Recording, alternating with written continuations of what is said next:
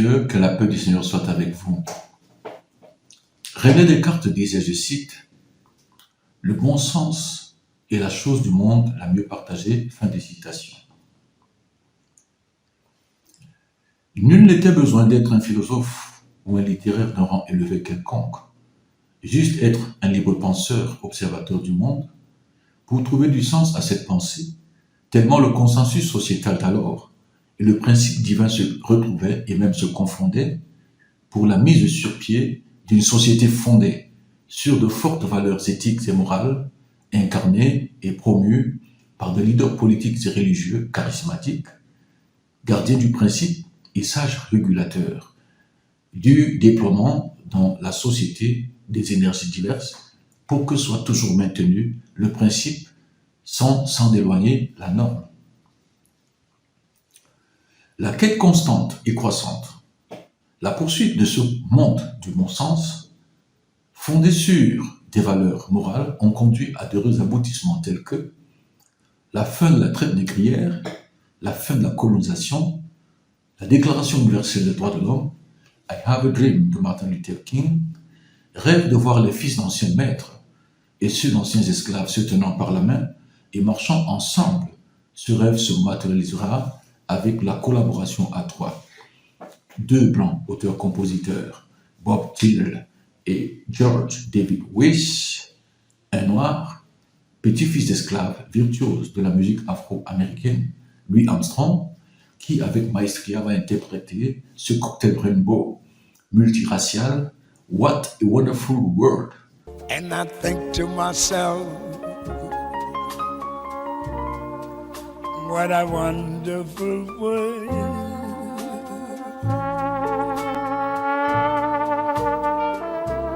En 1967, chanson culte, collaboration multiraciale ayant visiblement reçu la bénédiction divine dont le succès jusqu'aujourd'hui apparaît comme un cantique de louange du progrès positif des relations interraciales. Il y dit « I see friends shaking hands, saying how do you do ?» Je vois des amis se serrant la main et s'enquérant réciproquement comment tu vas. They're really saying I love you, se disant sincèrement je t'aime. I hear babies cry, I watch them grow. J'entends pleurer les bébés et je les observe grandir. Évocation, espoir d'une nouvelle génération mieux lotie. De learn much more than I will never know. Ils seront beaucoup plus instruits que je ne l'ai pu. Espoir, espérance d'une nouvelle génération de nègres qui pourra aller à l'école. And I think to myself, what a wonderful world. Et je me dis à moi-même quel monde merveilleux. Ces paroles que s'approprie Louis Armstrong, relâchées dans la nature comme une prophétie, verront leur accomplissement pour attester de ce monde merveilleux en construction, bien qu'imparfait, avec la libération, après 27 ans de prison, de Nelson Mandela le 11 février 1990, son investiture comme premier président sud-africain noir le 10 mai 1994, choses qui vont ainsi, n'est-ce pas, sonner le glas de l'apartheid dans ce pays arc-en-ciel, d'une part. D'autre part, 15 ans après, plus exactement le 20 janvier 2009, un autre acte symbolique de notre humanité désireuse d'être désormais plus égalitaire que totalitaire d'une race, la blanche, écrasant la noire, Barack Hussein Obama, un nègre, est investi devant le monde entier 44e président de la première puissance du monde, les États-Unis. En parallèle à ces avancées notoires de l'harmonisation des rapports entre les humains en général, la fin de l'apartheid en Afrique du Sud et le recul considérable de la ségrégation raciale aux États-Unis, les prouesses extraordinaires se font dans les domaines de la science et de la technologie, en sorte que ces deux atouts humanitaires couplés, le boom scientifique et technologique encadré par la conscience, l'éthique, garde-fou dont on était soucieux à l'époque, suggéré par Rabelais, science sans conscience n'est que ruine de l'âme. Ce boom scientifique et technologique couplé à un meilleur vivre ensemble accompli par la volonté et les efforts de tous fait rêver d'une existence paradisiaque. Désormais, ce qui va valoir au XXIe siècle ce nom de baptême. Les distances étant réduites, les opérations diverses étant facilitées par une technologie de pointe, désormais le siècle sera baptisé siècle de la vitesse. Notre poursuite consensuelle dans la durée des valeurs devant régir notre société globale, si nous prenons juste la période allant de 1863, année de l'abolition de la traite négrière aux États-Unis, jusqu'au 20 janvier 2009, date de l'investiture du premier président nègre à la Maison-Blanche, l'une des plus grandes évidences de la volonté de tous d'égalité, de justice de notre humanité, cette poursuite commune, incontestable, ont fait que soit pour un temps oublié le côté versatile de l'homme qui, par nature, éternellement est ondoyant et divers, avant tout. Ainsi parle l'Éternel, maudit soit l'homme qui se confie dans l'homme, qui prend la chair pour appui et qui détourne son cœur de l'Éternel. Jérémie 17, verset 5. Le cœur est tortueux par-dessus tout et il est méchant. Qui peut le connaître? Jérémie 17, 9. Confie-toi à l'Éternel de tout ton cœur et ne t'appuie pas sur ta sagesse. Proverbe 3, verset 5. L'introduction dans l'actuel siècle de la vitesse, avec son cortège de nouvelles, si on peut les appeler valeurs, aux antipodes de celles que nous nous sommes forgées et avec lesquelles nous avons vécu pendant des siècles, ce soudain revirement et substitution de ces valeurs morales et éthiques par celles nouvelles nous rappelle juste combien l'homme, naturel, même au plus fort de sa volonté de poursuite de bien, est vulnérable et malléable entre les mains de Satan.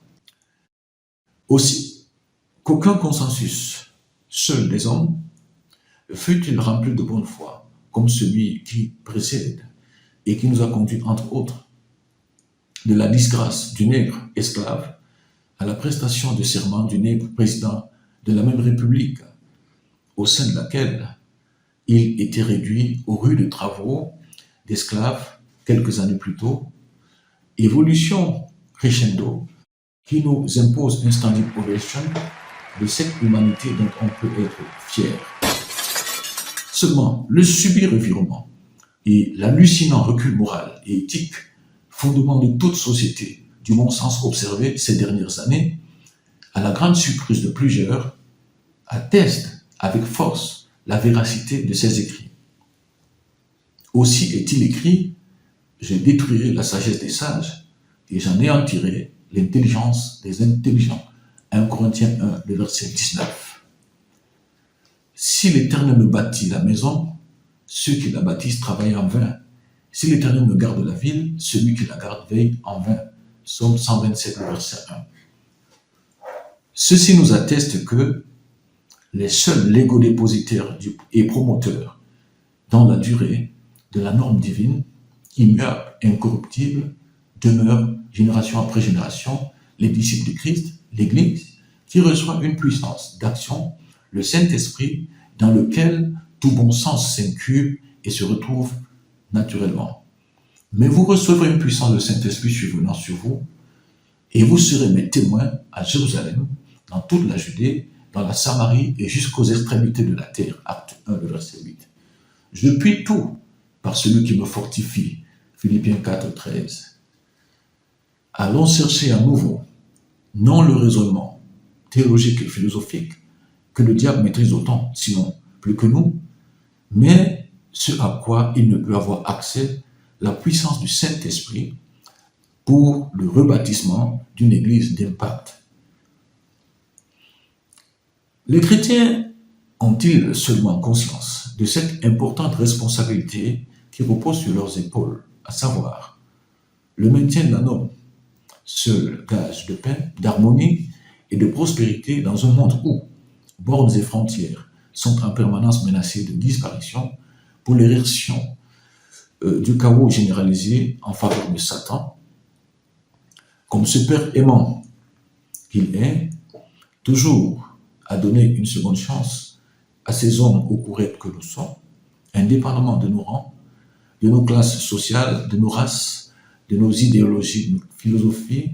Dieu nous a imposé avec le Covid-19, l'arrêt de tout, le confinement pendant 2 ans pour que nous reconsidérions nos élans libertaires et démentiels. Qui dira qu'une chose arrive sans que le Seigneur l'ait ordonné? Lamentation 3.37. Si malgré cette forte interpellation du Covid-19, l'homme naturel qui ne sait lire ni les temps, ni les saisons est retourné à ses pratiques du siècle de l'excès de vitesse, ses voluptés outrancières, ses dérèglements irrespectueux de la norme, l'Église qui a compris le divin message doit prendre en urgence ses responsabilités pour la poursuite de la sensibilisation, l'exhortation à la norme, à l'effet d'arracher ces téméraires rebelles récidivistes, incorrigibles, de l'ultime sentence, qui sera une démonstration impitoyable de la suprématie du seul maître de l'univers, Dieu. Dis-leur donc, ainsi parle l'Éternel des armées, revenez à moi, dit l'Éternel des armées, et je reviendrai à vous, dit l'Éternel des armées, Zacharie 1.3. Sachez donc que c'est moi qui suis Dieu, et qu'il n'y a point de Dieu près de moi. Je fais vivre, et je fais mourir, je blesse et je guéris, et personne ne délivre de ma main. Deutéronome 32.39. Puissions-nous considérer l'attitude qui suit pour réflexion. Ça ne vous manque pas d'être père? C'est un choix que j'ai fait, mais tu sais pourquoi? Parce que Brigitte, qui est ma femme, elle avait 3 enfants, qui étaient déjà, il y en a qui étaient grands quand je l'ai connue, il y en a qui étaient plus petits. Donc, tu vois, la dernière, elle avait votre âge quand je l'ai connue. Et après, tu vois, on s'est posé la question. Et moi, j'ai considéré que le plus important, c'était qu'on élève bien les enfants, qu'on les aime. Et puis, on a des enfants. Moi, j'ai 7 petits-enfants. 7? T'as plein de familles différentes aujourd'hui. Tu vois, t'as des gens qui divorcent, qui sont de ce qu'on appelle des familles recomposées. Vous avez des papas ou des mamans qui ont divorcé? Oui, moi. Et vous avez des demi-frères ou des demi-sœurs? Voilà. Oui, pas encore. Donc c'est des familles différentes. L'idée qu'on on est dans la même famille pour toute la vie pareil, c'est pas vrai. Il y a des parents. Est-ce qu'il y en a qui sont des parents de même sexe? Il y en a pas. Ça existe. Aujourd'hui, tu peux te marier avec quelqu'un et il y a plusieurs types de familles, tu vois. Et ce qui compte, c'est que ce soit à chaque fois un projet d'amour. C'est qu'il y ait un projet de vie. Le plus insupportable, c'est une famille où les gens s'aiment pas. Et donc, nous, on a fait le choix de ne pas avoir d'enfants pour moi, parce que c'était objectivement... ça aurait été un choix un peu égoïste, moi, je pense. Et donc, ça ne me manque pas, parce que j'aime les enfants de Brigitte comme si c'était les miens. Et j'aime nos petits-enfants, parce que pour moi, c'est les miens. A besoin de vous demander, après avoir visionné cet extrait, qui pour moi est une déclaration ouverte de guerre, au bon sens et à la norme divine. Pas besoin de vous demander si vous avez été offusqué, vous qui n'êtes pas de ce courant de pensée. Certainement que vous l'avez été. Mais le plus offusquant n'est pas le contenu de cette vidéo, plutôt notre silence. Comme si le silence est une attitude dissuasive de l'avancée de ceux qui, saisissant l'opportunité de notre inertie, ont entrepris minutieusement la mise sur pied d'un nouvel ordre mondial qui se met allègrement en place, complètement opposé à celui que nous avons voulu, s'inspirant du principe divin. Je n'ose pas imaginer ce que ces gens disent à nos enfants hors caméra si ce qu'on a daigné nous présenter est aussi grave. L'exclamation, l'étonnement, le choc, la surprise, l'abasourdissement de cette jeune fille sont ceux de chacun de nos enfants à la maison qui attendent notre éclairage, notre recommandation, notre instruction face à cette donne nouvelle dont les promoteurs, pas n'importe qui, affirment avec force que personne ne pourra s'y soustraire. On ira ensemble vers ce nouvel ordre mondial. Et personne, je dis bien, personne ne pourra s'y opposer. Car à travers le monde, les forces au service du changement sont considérablement plus fortes que les conservatismes et les immobilismes. Donc c'est des familles différentes. L'idée qu'on on est dans la même famille pour toute la vie pareil, c'est pas vrai. Pourquoi ce tumulte parmi les nations? Ces vaines pensées parmi les peuples? Pourquoi les rois de la terre se soulèvent-ils et les princes se liguent-ils avec eux contre l'Éternel et contre son oint? Brisons leurs liens, délivrons-nous de leurs chaînes. Psaume 2, 1 à 3. Face à de tels propos, nous étions en droit d'attendre des grands leaders de l'Église une sortie, un éclairage, surtout face à la catéchèse de M. Macron, servie aux petits-enfants d'à peine 10 ans dans une salle de classe. Jusqu'aujourd'hui, malheureusement, l'attente est restée vaine. Plutôt, nous avons eu des sorties et des attitudes des hommes d'Église qui nous ont fort étonnés.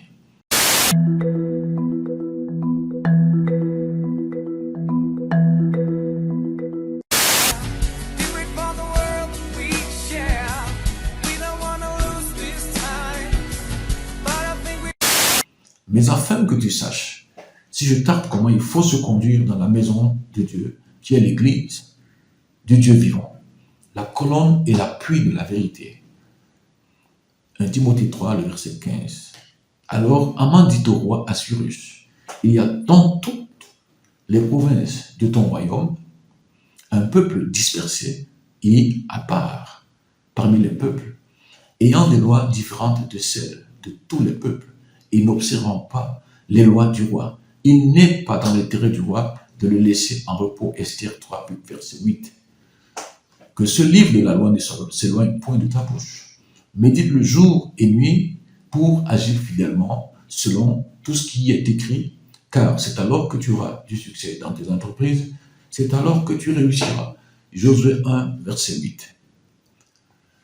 En parcourant ces images, pouvons-nous espérer que ces grands ensembles religieux, avec leurs leaders, soient ceux qui apportent le soulagement, l'assurance, la réponse à l'abasourdissement, l'étonnement, l'essoufflement de cette jeune fille qui tombe des nues en écoutant cette nouvelle orientation de la vie en général et de la famille, celui de la société en particulier. L'assurance de ces artisans, de ce nouvel ordre, assurance qui frise même l'arrogance, lorsqu'on sait que le chef de l'Église, principal promotrice de la norme, c'est Dieu lui-même. Cette arrogance ne viendrait-elle pas du fait que dans leur longue et méticuleuse préparation de la vengeance, depuis la défaite honteuse de leur maître face à la résurrection de celui qu'ils croyaient avoir englouti par la mort, Christ, qu'ils aient pris le temps d'introduire leurs agents qui, le moment venu, devaient jouer les rôles divers de corruption, de perversion, de sabotage, de trahison de cette glorieuse institution divine du ressuscité, l'Église, dont celle en vue et proche de ces géants de la déstabilisation de la norme ne l'est plus que, tenons aujourd'hui, une caisse de résonance dépourvue de toute autorité morale, de toute puissance, au point qu'elle n'inspire plus aucune crainte. Sachant que la seule véritable résistance à cette perversion de la société ne pouvait être que l'Église, il fallait la corrompre. Que personne ne méprise ta jeunesse, mais sois un modèle pour les fidèles, en parole, en conduite, en charité, en foi, en pureté. 1 Timothée 4, verset 12. Vous serez saints pour moi, car je suis saint. Moi, l'Éternel, je vous ai séparés des peuples, afin que vous soyez à moi. Lévitique 20, 26. Si les chefs de cette église ont trahi le maître en promouvant désormais autre chose que ce qui était supposé l'être, la vérité, la sainteté, la rigueur morale, la pureté, la pudeur, ayant l'apparence de la piété, mais régnant ce qui en fait la force. Éloigne-toi de ces hommes-là. 2 Timothée 3, 5. Il séduira par des flatteries, des traites de l'alliance, mais ceux du peuple qui connaîtront leur Dieu agiront avec fermeté. Daniel 11, le verset 32. S'il y a des personnes qui continuent de se demander à quoi sert l'Église, observez autour de vous et constatez quelle société en émergence, du fait de la négligence ou de la complicité des chefs de l'Église qui se sont laissés séduire et corrompre. Regardez autour de vous ce que devient la société. Que constatons-nous? Que deviennent nos jeunes? Nous parlons aujourd'hui dans les journaux, partout, c'est la désolation. Les familles sont en détresse. On ne sait plus où mettre la tête. Qu'est-ce qui se passe? Rendez-vous compte de combien l'absence d'une église authentique peut affecter une société. Nous n'avons que de confusion. Que constatons-nous? Des petits enfants à la mamelle jusqu'aux vieillards, désormais dans la société, sont remplis de corruption, de tricherie, de déloyauté, d'infidélité, de mensonges, d'insolence, d'irrévérence, d'arrogance, le mépris de toute autorité, le mépris des institutions, la facilité, l'intolérance, la vengeance, l'avortement comme signe d'émancipation, la PMA, l'art de la manipulation génétique, la démission des parents dépassés par les événements, le manque criard désormais de la déontologie, les divorces, les enfants confondus à cause des parents divorcés, des familles déstabilisées, l'amour de l'argent, les scandales, les dépressions, le stress comme maladie commune à toute la société, le rejet de Dieu globalement. Voilà exposé le Capharnaüm au sein duquel nous sommes aujourd'hui. Est-ce là l'image? Est-ce là l'héritage que nous voulons laisser à nos enfants? Si lui, Armstrong, revenait aujourd'hui, s'exclamerait-il encore « What a wonderful world !» Quel monde merveilleux! Je ne crois pas. Il dirait plutôt « What a mess !» Il dirait plutôt « What a shame !» What a mess! Quel gâchis! What a shame! Quelle honte! Chers frères, levez-vous avec fermeté pour vos enfants qui n'ont que vous pour ne pas se retrouver dans un proche avenir à ne pas connaître du fait de votre lâcheté la différence entre le bien et le mal, à trouver normal le péché et les abominations. Instruis l'enfant selon les voies qu'il doit suivre, et quand il sera vieux, il ne s'en détournera pas. Proverbe 22, verset 6. Tel est notre devoir, notre responsabilité en tant que parents. Je crois maintenant savoir ce que Dieu attend de chacun d'entre nous. Il faut du courage et de l'abnégation. Et peu importe le prix qu'il en coûte, nous devons nous impliquer dans la vie de nos enfants. Il faut plus que de la présence et la volonté de subvenir à leurs besoins. Il faut les accompagner tout au long de leur vie d'enfant et leur apprendre les lois que le Seigneur nous a données. Dieu est leur Père dans les cieux. Mais sur terre, un père qui aime ses enfants et qui cherche à gagner leur cœur doit les protéger, les discipliner et leur enseigner l'amour de Dieu. Il doit être un modèle d'intégrité et traiter les autres avec respect. Il doit faire en sorte que ses enfants deviennent des adultes responsables, vivant leur vie en transmettant ces valeurs pour l'éternité. Et moi, je te dis que tu es pierre, et que sur cette pierre, je bâtirai mon église, et que les portes du séjour des morts ne prévaudront point contre elle.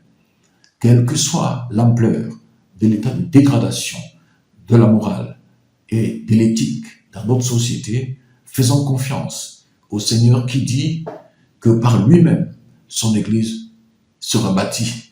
Constituons-nous en ouvriers fidèles et consacrés de cette Église, celle qui refuse de se laisser corrompre par des séductions, et soyons nous-mêmes des modèles pour nos enfants qui apprendront plus en nous voyant faire.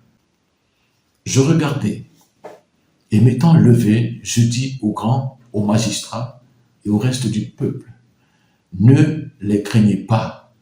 Souvenez-vous du Seigneur grand et redoutable et combattez pour vos frères, pour vos fils, pour vos filles, pour vos femmes, pour vos maisons. Néhémie 4, le verset 14. Bien-aimés, payez le prix qu'il faut pour vous arracher vous-même de cette corruption et pour éviter à vos enfants d'en être des victimes par votre irresponsabilité.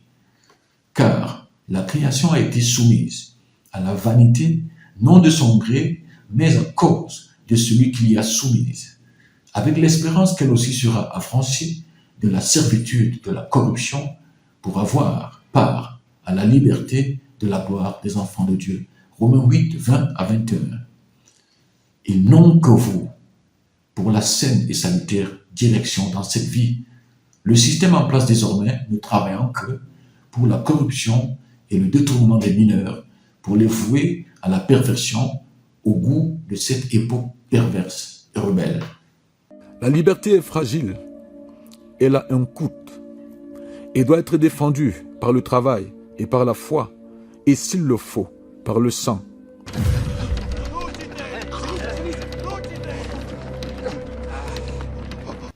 Et par plusieurs autres paroles, il les conjurait et les exhortait, disant, « Sauvez-vous de cette génération perverse. » Acte 2, le verset 40. Accomplissez votre devoir parental en créant des conditions pour que vos enfants soient en contact permanent avec l'Évangile. Je dis en contact permanent avec l'Évangile. Et ces commandements que je te donne aujourd'hui seront dans ton cœur. Tu les inculqueras à tes enfants et tu en parleras quand tu seras dans ta maison, quand tu iras en voyage, quand tu te coucheras et quand tu te lèveras. Tu les liras comme un signe sur tes mains et ils seront comme des frontaux entre tes yeux. Tu les écriras sur les poteaux de ta maison et sur tes portes. Deutéronome 6, 6 à 9. Plus qu'un compte bancaire très fourni, l'héritage véritable que vous devez laisser à vos enfants, c'est la parole de Dieu. Que le Seigneur vous bénisse. Que ton règne vienne. Seigneur Jésus, que ton règne vienne et que ta volonté soit faite sur la terre comme au ciel. Salama daholo lovaranay anty. Zaho moa zany de manao anty raty ho antsika mpankafy rehetra. De bonne journée daholo.